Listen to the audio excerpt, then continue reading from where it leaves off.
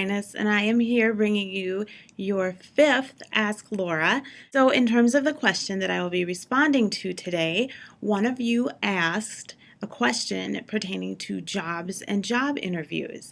And the question was, what are the most basic, or the most common, I should say, basic interview questions?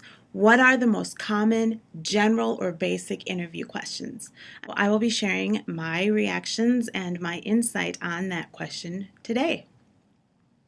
I would say the very first or one of the most common interview questions that you might get is, why do you want to work here?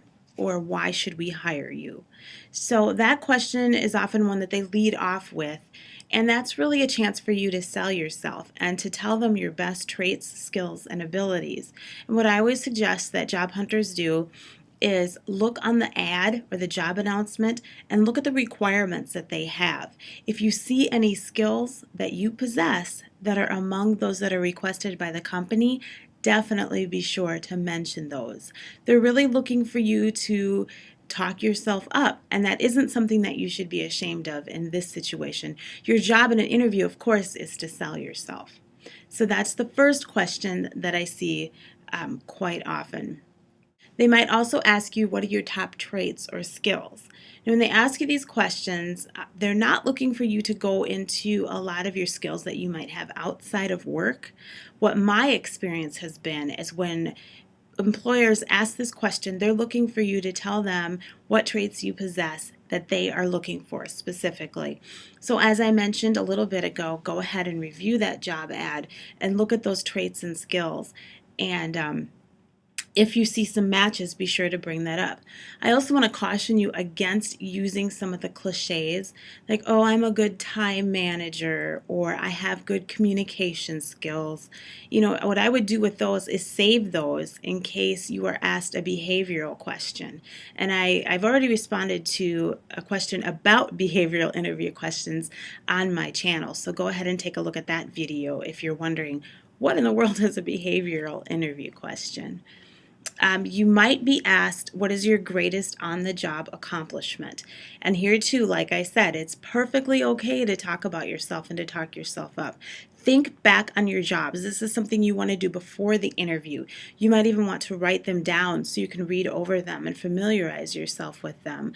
I often suggest to my students that they practice an interview. Practice talking in front of a video camera or in front of a mirror until you do feel a little bit more comfortable talking about yourself.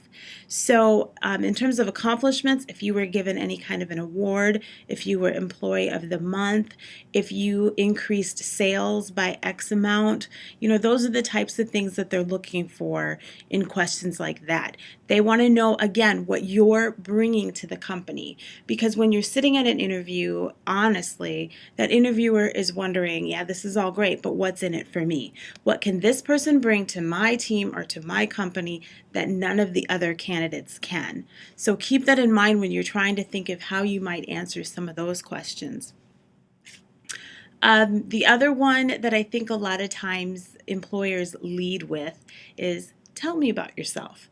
And that is kind of an overwhelming question for a lot of interviewers or interviewees, I should say, because they don't know, like, what do you want to know? What are you asking me in this question?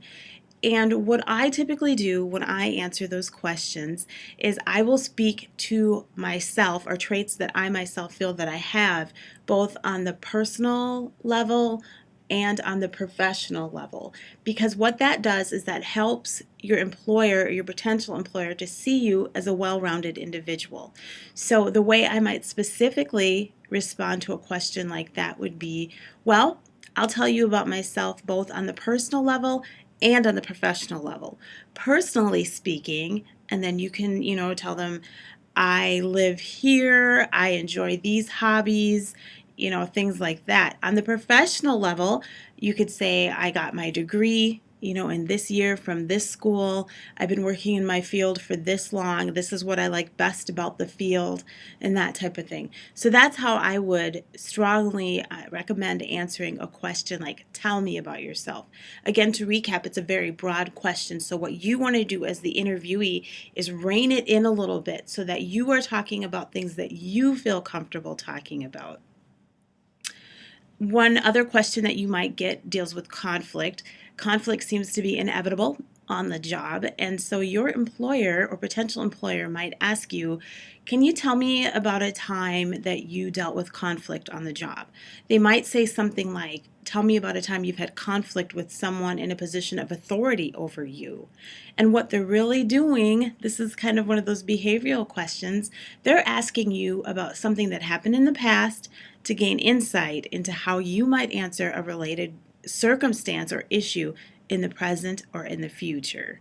So what you want to do is you want to recap the story.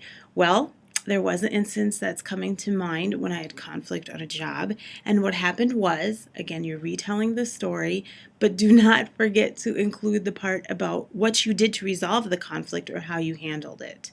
So be prepared for all those questions, like scenario questions. What would you do if? Tell me about a time when you. What advice would you give to?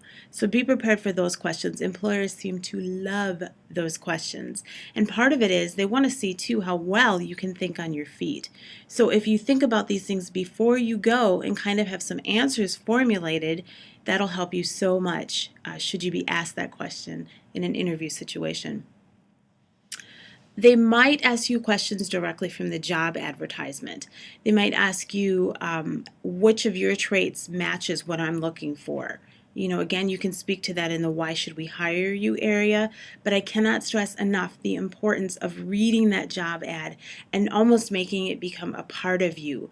For that 30 minutes or for however long you're in the interview, that is the most important job in the world. That is the best job in the world. And you have to somehow get that to come across to your potential employer. And so know that job ad inside out and say, well, I noticed that you're looking for a person who is, able to work weekends. Well, it just so happens that I have that flexibility.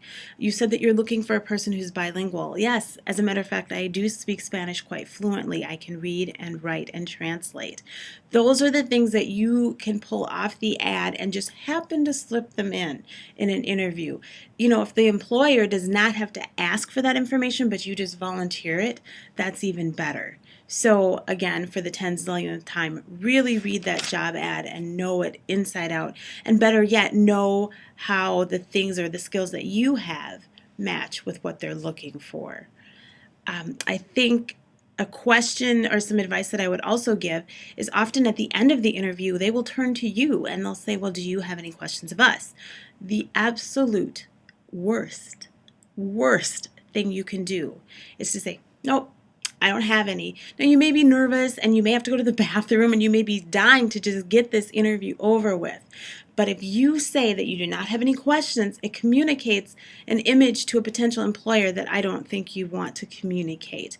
One of those images is, yep, I know everything. I got this job in the bag. I don't have any questions to ask because I know it all. Clearly, that's not the image that you want to send. The second thing that it communicates is, I don't really care enough about this job to even ask a question, or I haven't even given this position enough serious thought to have formulated a question. So always have one or two standard questions that you can pull out of your pocket at the moment that they're requested. Some of them that I look for or that I say is, so tell me, what type of a candidate are you looking for? What have been the most enjoyable moments for you on the job? Whatever it is, just have them ready, one or two. And after you've asked a question or two, it's perfectly fine to say thank you. I think that does it. Is it, I should say. Those are my thoughts on the interview and the most common general interview questions. You could have completely different questions in this, but this is just what I have seen most commonly. Again, thank you for watching the video. Feel free to send in questions or comments, and please subscribe to my channel if you'd like to see more videos of this same nature. And again, as I always close every video, I will be in touch very, very soon. Have a great day, YouTubers.